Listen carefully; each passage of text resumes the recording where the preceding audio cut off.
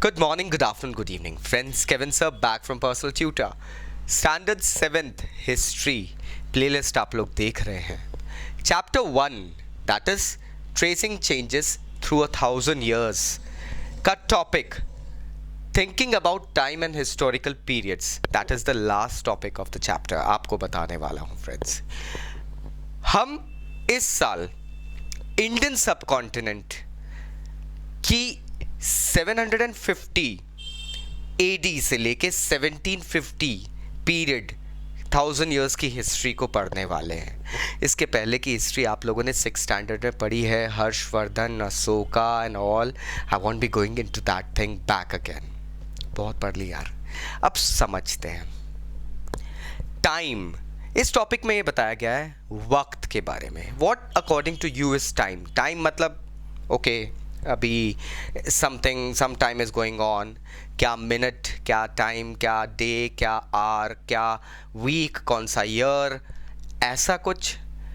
अगर हम हिस्ट्री समझते हैं तो हमको एक चीज़ समझना चाहिए. हिस्टोरियंस के हिसाब से टाइम बदलना मतलब वक्त बीतना ये नहीं होता है. They don't consider time as 7 o'clock day, night or something like that.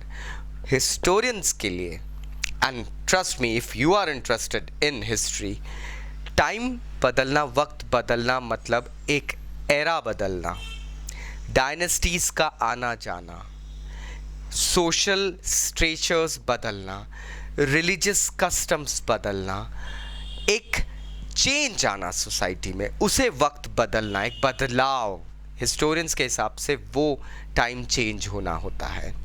That is what he saying. It's actually becoming socially expert और एग्रेवेटेड या इकोनॉमिकली एफ्लुएंट. पहले इंसान हंटर गैदरर था, बाद में उसने फार्मिंग और रेयरिंग ऑफ एनिमल्स ये सब शुरू करी. मर्चेंडाइजिंग बाद में शुरू हो गई. ट्रेड एंड कॉमर्स आ गया, फिर ट्रैवल भी आ गया. अब तो हम मार्स पे जाने की सोच रहे हैं. तो ये ट्रांसफॉर्मेशन जो सोसाइटी में आता है according to historians, that is change of time, वक्त बदलना. इसके लिए इन लोगों ने टाइम को डिवाइड कर दिया.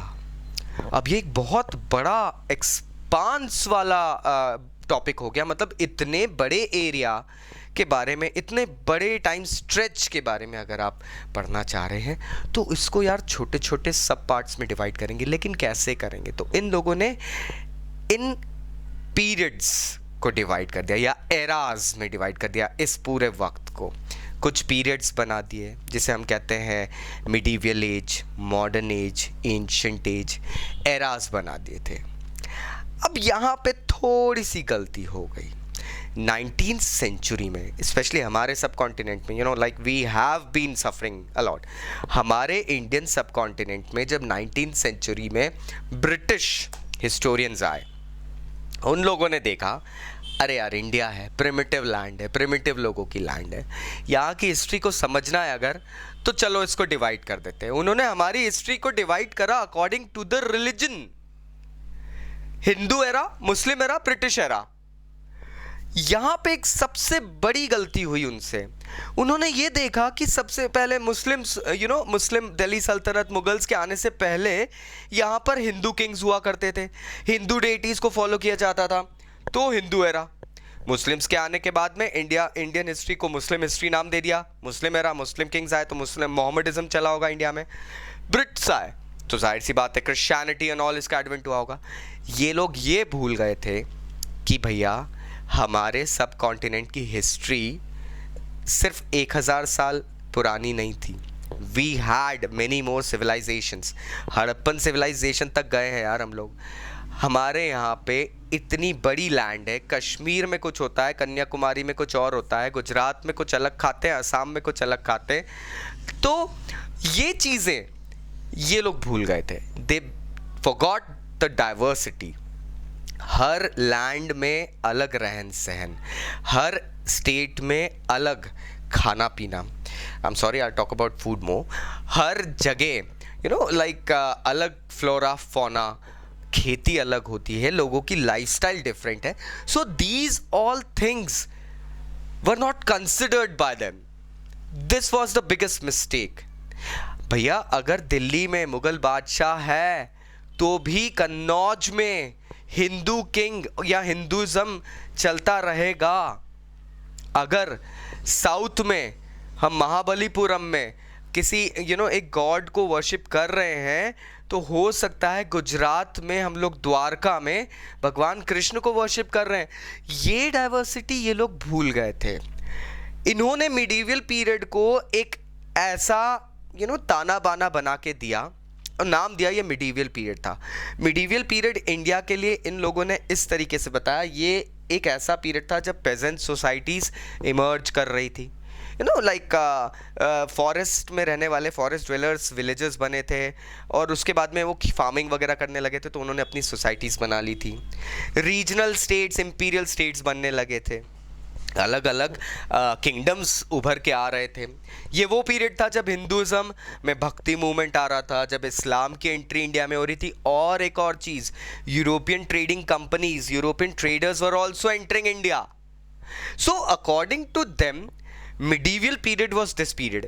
But friends, when we try to study a simple fact, that is between medieval versus modern, the simplest fact is जब सोसाइटी बदलने लगती है तो उसे चेंज्ड सोसाइटी या मॉडर्नाइजेशन या मॉडर्न सोसाइटी कहा जाता है.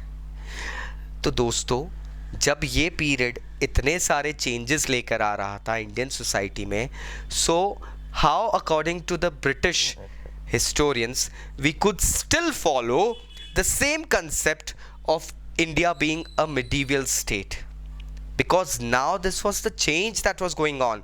सो ऑटोमेटिकली ये कंसेप्ट थोड़ा सा डाउटफुल आ गया कि भैया आप लोगों ने हमको जो हिस्ट्री दी है लेगेसी में, उसमें तो आप बता रहे हो चेंजेस आ रहे हैं, लेकिन फिर भी आप इसको मिडीवियल बता रहे हो, तो भैया हमारी मॉडर्न जो हिस्ट्री थी वो क्या थी? तो आप मॉडर्न हिस्ट्री में ये चेंजेस बता रहे हो. यूरोपियन ट्रेडर्स आए, उनके साथ में ब्रिटिश कंपनीज का एडवेंट हो चुका था, हमारे इंडिया का कॉलोनाइजेशन शुरू हो चुका था, बट फिर भी इसको मिडीवियल कहा गया.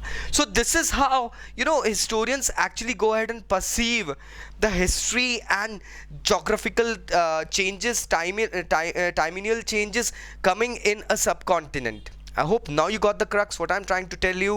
You understood the topic. Question and answers के लिए मेरे अगले वीडियो को ज़रूर देखिएगा दोस्तों. Thank you very much. Stay tuned. Take care. Bye bye.